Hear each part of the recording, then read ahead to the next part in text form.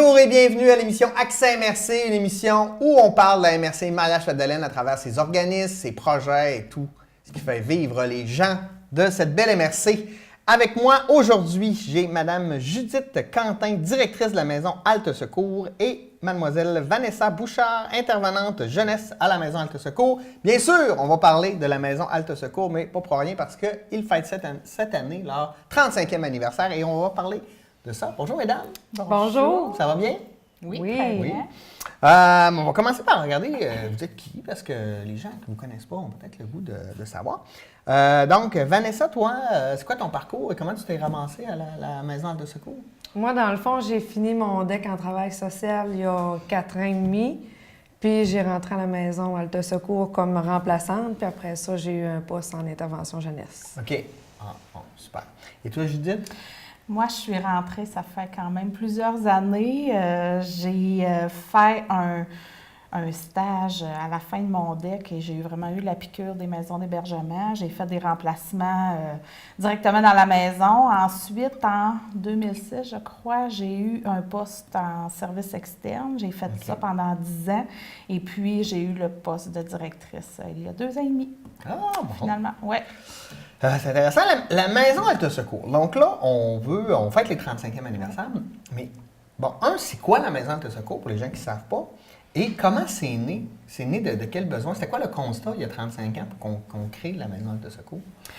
La maison, c'est né d'une initiative du milieu, donc c'est issu d'un besoin qui a été identifié par un groupe de femmes qui a décidé de mettre en place ces services-là pour assurer la sécurité des femmes et de leurs enfants qui étaient victimes d'un contexte de violence conjugale.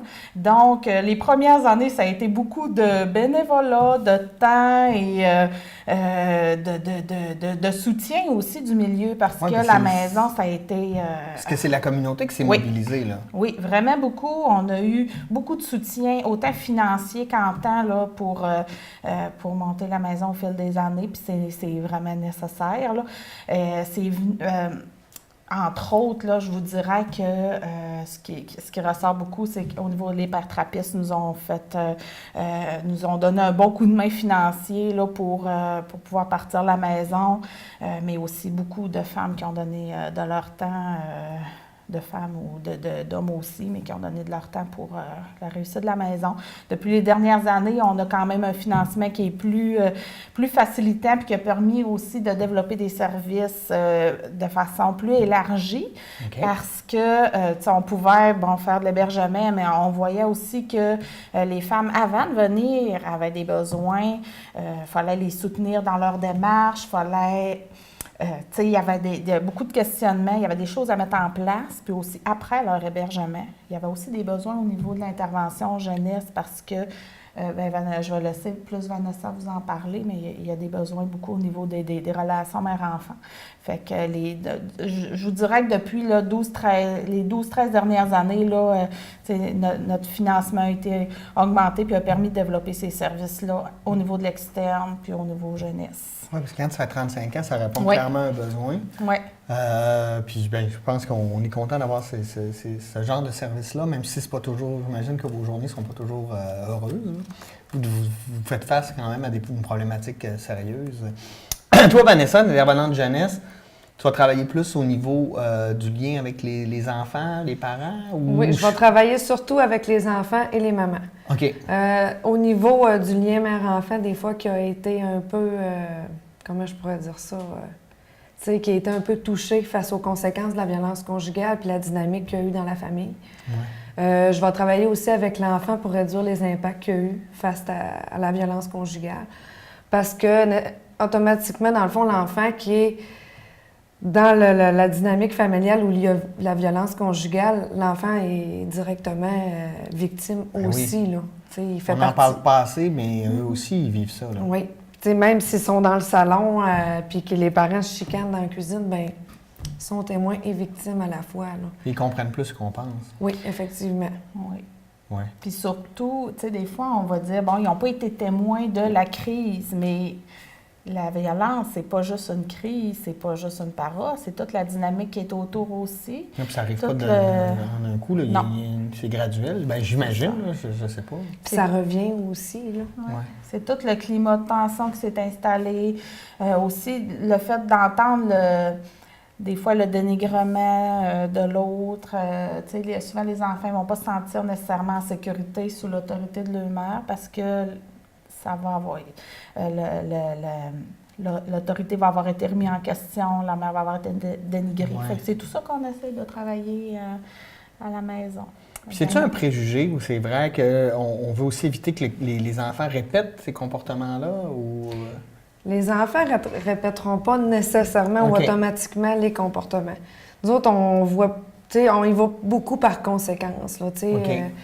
Ça ne veut pas dire qu'il va reproduire les comportements, mais on va y aller par conséquence. Si, mettons, il y a un comportement agressif ou violent, on va plus y aller dans notre vision par les conséquences que ça a eu via la dynamique de violence OK. conjugale. C'est vraiment un préjugé que Oui. je suis Non, mais c'est pour contente ça que tu que, poses la question oui. parce qu'il faut la défaire. Oui. Souvent, les mères y arrivent avec ça, puis se font marteler ça aussi. Puis les enfants aussi se font marteler ça parce que, tu sais, on en a vu, là, tu sais, des garçons, des jeunes hommes avoir extrêmement peur de répéter ces comportements-là, mais c'est pas Hulk qui va sortir. Non, Tu non, sais, c'est ça. c'est pas ça, c'est un choix de comportement. Oui.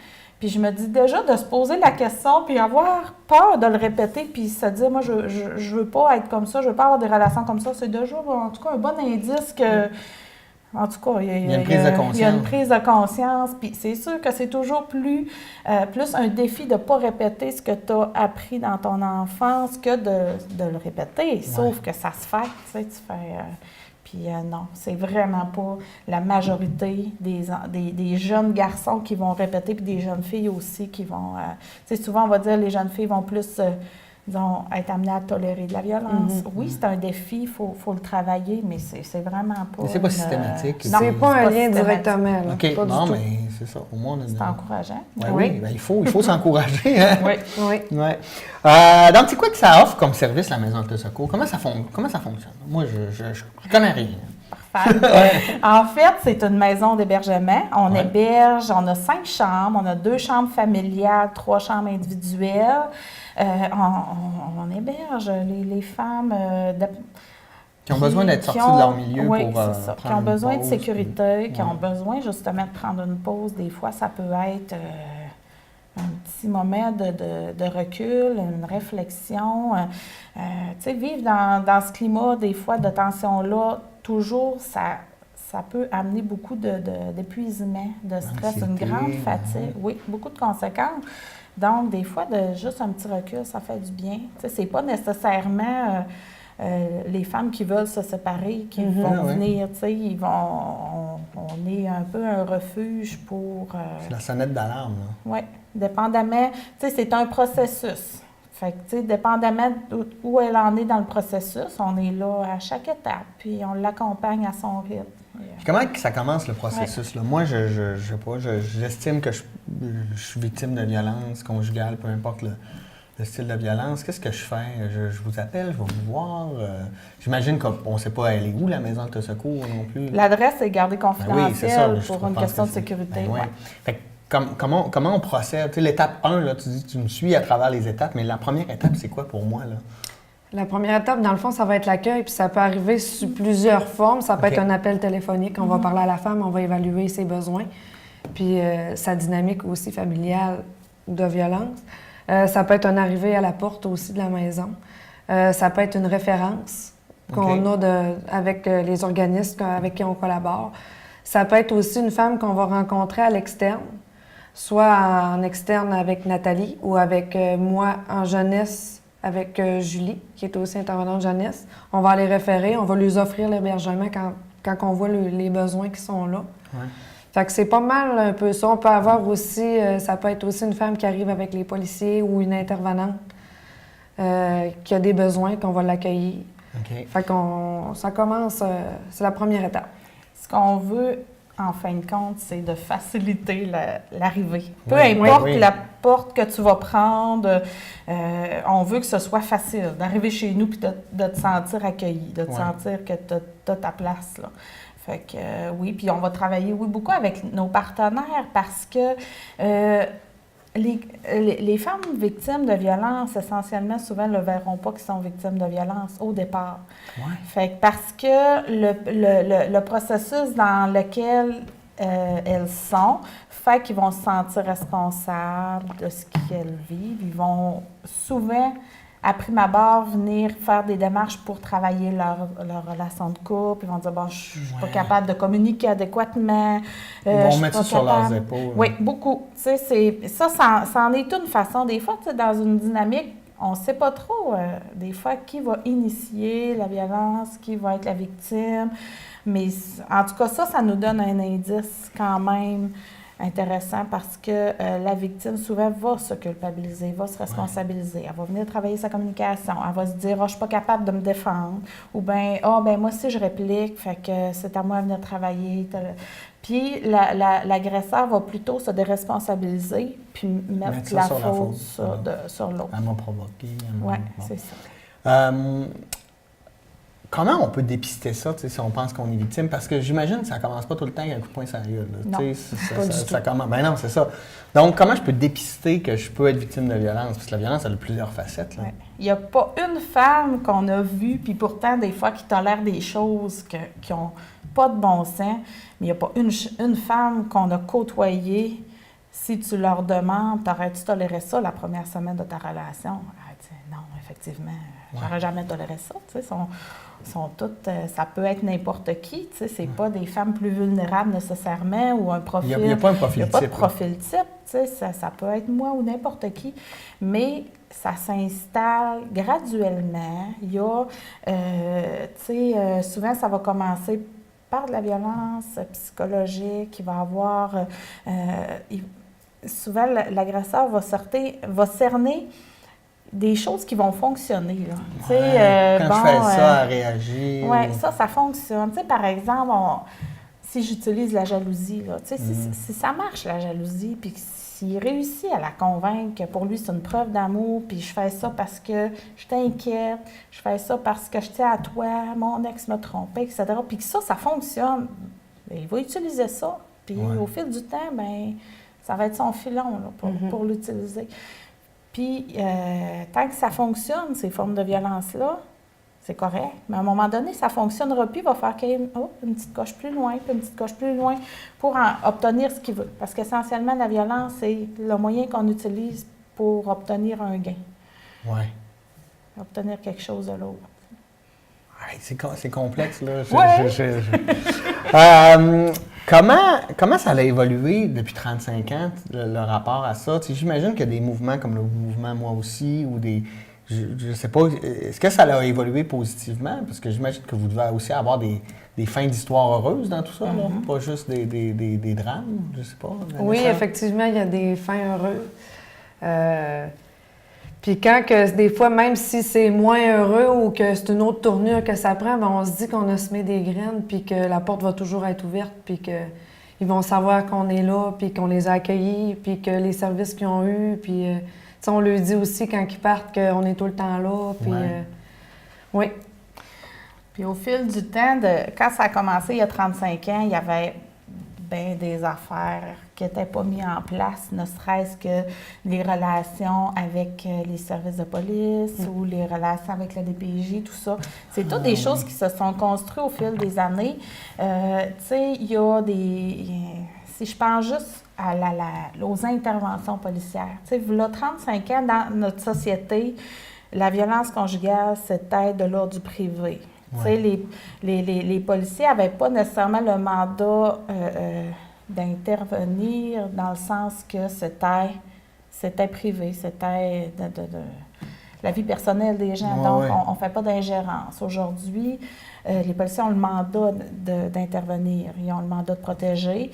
Puis, ils ont une approche qui est beaucoup plus centrée sur les besoins de la victime, sur les...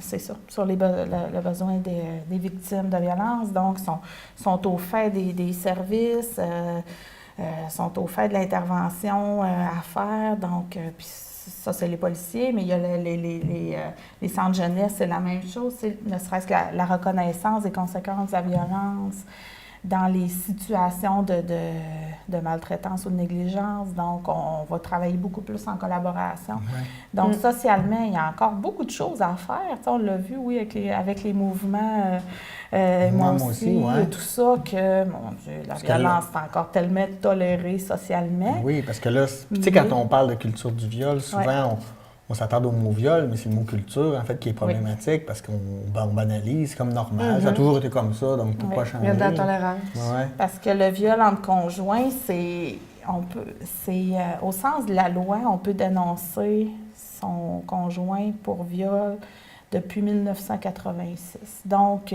puis ça a pris des années avant que cette loi-là soit utilisée. Puis encore aujourd'hui, c'est très tabou.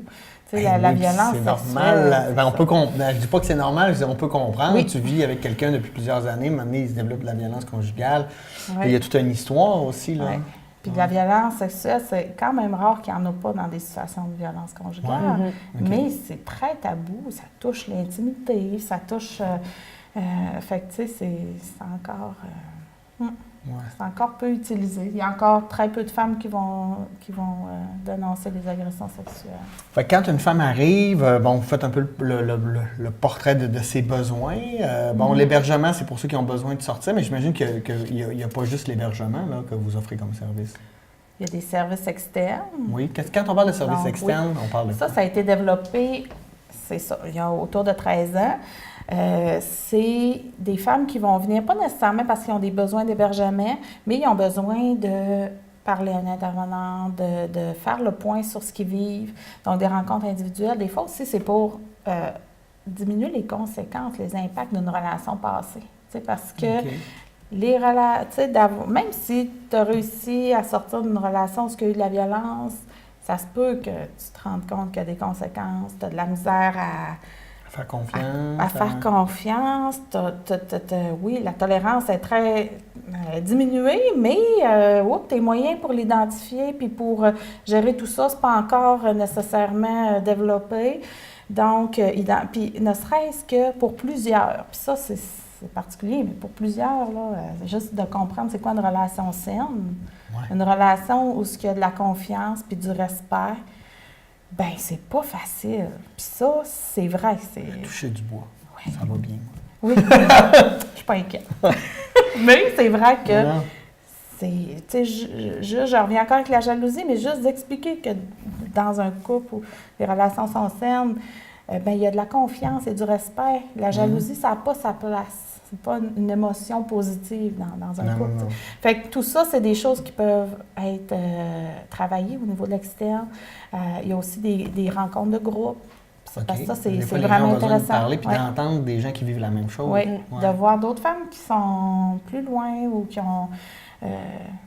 qui en sont à différentes étapes dans leur processus. Ouais, c'est encourageant de voir que, justement, on chemine à travers ça, puis que tu n'es pas tout seul à vivre ta réalité. Parce que c'est ça, souvent, le constat que les femmes doivent avoir, d'avoir l'impression qu'elles sont seules face à ce problème gigantesque. Tu sais, des fois, juste de valider leurs émotions, puis ce qu'ils vivent, tu sais, qu'ils sont pas corrects, ou c'est pas exagéré, ou que, tu sais, de normaliser puis de valider leurs émotions, puis ce qu'ils vivent aussi, là. Ouais. Ça l'enlève une pression, là, des fois, qu'ils peuvent se mettre, là. Oui. Puis toi, quand tu fais l'intervention auprès des enfants, quand on parle de jeunesse, là, ça va jusqu'à... 18 ans. 18 ans. Justement, la réalité d'un enfant de, mettons, 3-4 ans puis d'un ado de 15 ans doit être vraiment différente, là. Oui, c'est différent, puis l'approche est différente aussi, là. Tu sais, souvent, les plus jeunes, je vais vraiment y aller sous forme de jeu pour créer un lien, discuter... Tu sais, le jeu est ma porte d'intervention beaucoup, là. Puis les ados, ben tu sais, ça va être plus sous forme de discussion. Tu sais, je m'adapte à leur langage aussi. De comprendre comment eux ont vécu ça, puis leur donner les bons outils pour... Oui, puis tu sais, je vais pas tout de suite aborder le mot violence ou violence amoureuse ou... tu sais, je vais plus... Ça va être plus... comment je peux dire ça? Tu sais, je vais m'adapter à leur rythme. Tu sais, s'ils sont pas prêts, ils sont pas prêts, puis je vais y aller...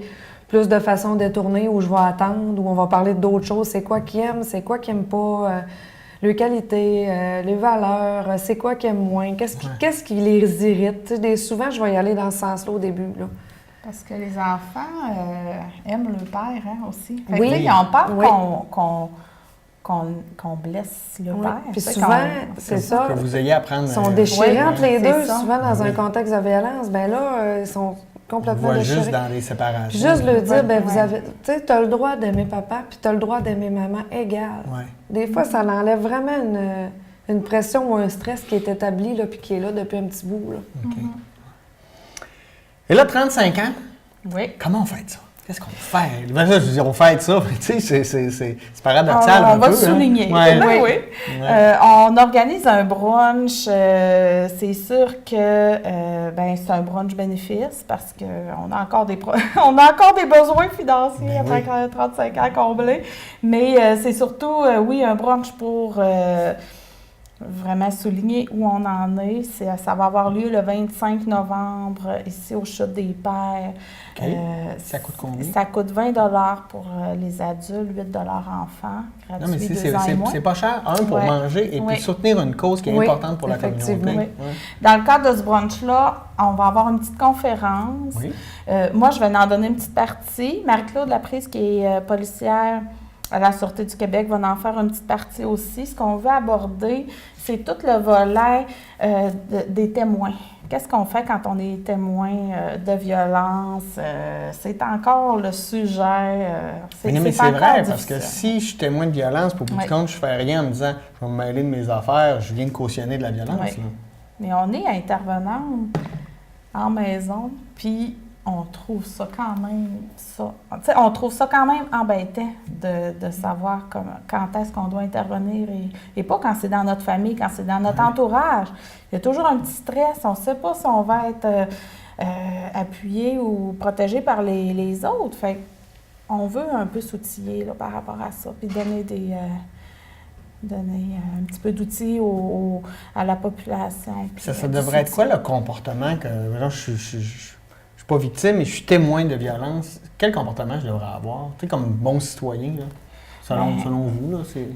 D'abord, c'est de dénoncer. Tu sais, Ouais. on n'est pas obligé d'aller affronter la personne, mais d'appeler, tu sais, de contacter les policiers quand on est inquiète pour une personne, ben c'est important. Tu sais, Ouais. des fois, on va j'attends-tu, ça va-tu se régler, ça va-tu... Mais non, appeler. Tu sais, il n'y a pas... Puis les policiers, ben il n'y a pas de policiers que quand on les appelle parce qu'on est inquiète, qu'ils vont nous taper sur la tête ou quoi Non, que ce puis les soit. autres, ils vont, Ouais. c'est leur travail d'évaluer aussi C'est la ça. situation. Est-ce que c'est vraiment problématique ou Puis, c'est ouais. une chicane? Parce que des Comme chicanes, ça arrive Judith a aussi. dit, tu sais, déjà là, quand on a des questions en tête, puis qu'on doute, puis que... Mais pourquoi pas? Tu sais, gars, j'appelle, puis gars, au pire, ça sera rien. Ouais. Mais je vais avoir fait une démarche pour... au cas où qu'il y a quelque chose. Oui. Quand c'est des enfants qui sont concernés, d'appeler au signalement au centre jeunesse. On n'est pas obligé de signaler, prendre les informations. Ça se fait de façon anonyme. Souvent, quand ça va être, des fois, ça sera pas une situation qui nécessite d'appeler les policiers, mais tu sais, ça peut être une banalité, tu sais, une critique ou quoi que ce soit qui est blessante, ou on voit qu'il y a quelque chose qui se passe, puis que, tu sais, c'est dans notre famille, c'est embêtant. Tu sais, juste de prendre position, c'est important. Oui. Tu sais, de dire, ben c'est méchant, ça. Moi, Je tolère pas ça. t'as pas à y parler comme ça, ou, tu sais. Puis souvent, on n'osera pas s'adresser à l'agresseur parce qu'on va avoir peur, donc on va se tourner vers la victime. Encore là, ben, c'est tout le problème qu'il y a, là, que tout le poids est sur la Oui. victime. là. Ben c'est ça. Mais, tu sais, qu'elle-même entende qu'on n'est pas d'accord puis qu'on croit qu'elle mérite du respect, ben c'est important. Ça va être déterminant pour elle de se sentir crue, de se sentir protégée. C'est important, oui. Tu sais, si elle se fait agresser puis personne n'est là pour la protéger, ça la revictimise. Là, Oui. Ouais. Elle se sent dans ce qu'elle abandonnée, vit. puis elle Ouais. sent que c'est pas justifié de demander de l'aide ou d'essayer de sortir de cette spirale-là. là. C'est ça. Elle se sent pas crue, pas entendue. là. Oui, c'est important, c'est important. Donc, brunch bénéfice, c'est le 25... 25 novembre. On a choisi cette date-là aussi parce que c'est la première journée des 12 jours d'action pour l'élimination de la violence faite aux femmes. Mhm. Alors, on a dit que ça lancerait aussi Les festivités avec un gros... C'est pas trop des festivités. Mais... Non, mais sauf que plus on en parle, je pense que c'est... Plus on en parle, plus on dénonce, moins on trouve ça acceptable. C'est par des petits gestes, à un moment donné, que ça va devenir une réalité, en fait, il n'y en aura plus jamais de ça. Je pense qu'on n'arrivera peut-être jamais à ça, mais on peut l'espérer ou on peut travailler en ce sens-là. Oui, effectivement. Ouais. Si je veux y aller au brunch, je fais quoi? Je vous appelle? Tu nous appelles. On a des cartes à vendre. Oui? On en a à la maison. Les intervenants en ont aussi à vendre, puis il va en avoir à l'entrée aussi. On va en garder quelques-unes à l'entrée. Si vous êtes peut-être mieux d'appeler pour les réserver, par exemple. C'est quoi le numéro de téléphone? 418-276-3659. C'est clair. Et puis, moi, j'ai besoin d'informations. Ça m'intéresse tout ça. Je sais pas, je veux essayer de me mobiliser. Est-ce que vous, par exemple, moi, je suis enseignant. Est-ce que je pourrais vous appeler pour venir sensibiliser les jeunes ou pour parler à des gens ou, je sais pas, je peux aller sur votre site Internet? Comment je peux avoir plus d'informations, me sentir moins niaiseux face à cette problématique qui est grave? Bien, tout à fait. Les intervenantes se déplacent pour aller faire de la sensibilisation à qui en demande, là, finalement, dans les municipalités, dans les établissements scolaires également. Et on a une page Facebook, donc qui est à jour. On y met du contenu régulièrement. Le brunch est affiché. Fait que c'est pas compliqué d'aller... On va l'aimer, on la partage. C'est important de diffuser l'information sur les causes à lesquelles on croit. Merci beaucoup d'être là dans la vie des soignants de la MRC Maillas-Chapdelaine. C'est vraiment super important. Judith Quentin, donc directrice de la Maison Halte Secours, et Vanessa Bouchard, intervenante jeunesse à la Maison Halte Secours. Merci beaucoup. On vous souhaite... en fait, j'aimerais ça vous souhaiter de ne plus avoir d'emploi, parce que ça voudrait dire qu'on aurait réglé un problème. Mais là, on n'est pas là. Donc, merci pour votre bon travail. Merci beaucoup d'avoir... Et bonne festivité ou bon 35e anniversaire, c'est important. Et longue vie à la Maison Halte Secours. Merci à vous d'avoir été les nôtres et nous, on se dit à la semaine prochaine pour une nouvelle édition de Accent MRC. Bonne semaine.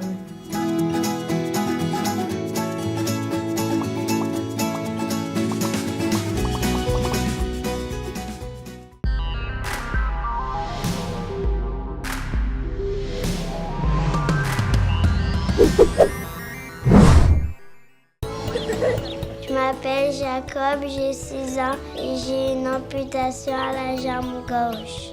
Ma prothèse de natation, c'est les amputés de guerre qui me l'ont donnée. Merci de votre appui.